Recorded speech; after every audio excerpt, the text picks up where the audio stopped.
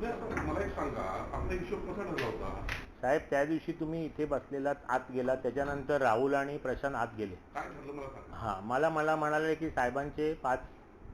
ऐका नाही कशा करता द्यायचं आपलं होतं? ऐका ना मला भेटायला आलं होतं, काय सांगितलं होतं? ऐका एक मिनिट ऐका साहेब, पुढे 1 मिनिट मला द्या ना फक्त. मला म्हणाले आपला 7चा हिशोब ठरलेला, बरोबर आहे. ते म्हणाले साहेबांचे 5 आणि आमच्या दोघांचे 1-1. ऐका त्याप्रमाणे 40 लाख मी तुम्हाला दिले साहेब. नाही एकच मिनिट साहेब, माझं कंप्लेंट नाही एक, आणि त्यांना ऑफिशियल ट्रान्सफर केलं साहेब राहुलला मी.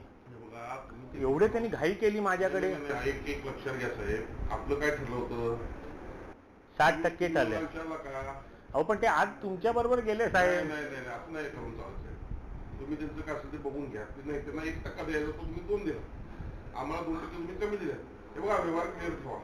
आम्ही दुसऱ्याकडे काढून तुम्हाला दिले साहेब. त्यावेळी तयार होता मला साधलं, तर म्हणजे राहून द्याचं, तुम्हाला बोलले म्हणून दिलं. नाही पण ते साहेब खरं सांगू आता तुम्हाला, हे बघा, तुम्हाला तिथं कामात काय नसं करता ते मी बघतो, पण असं नाही सांगणार. नाही साहेब, मला आता ते कामच, कारण तिथे पण मला एवढं प्रेशर. तुम्हाला पैसे परत देऊन टाकायला करून दे मग. ओके साहेब.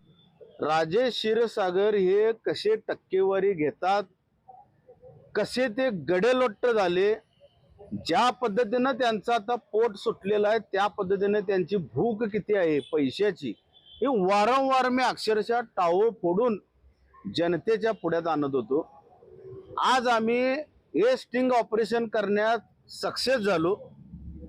राजेश क्षीरसागर हे कशात तसं सापडत नव्हते, रेड हँड. पण स्टिंग ऑपरेशन करणाऱ्या आमच्या मित्र परिवाराचं मी आभार मानतो. गेलेल्या सर्व कॉन्ट्रॅक्टरांचे आभार मानतो आपल्या न्यूज चॅनलच्या माध्यमातून.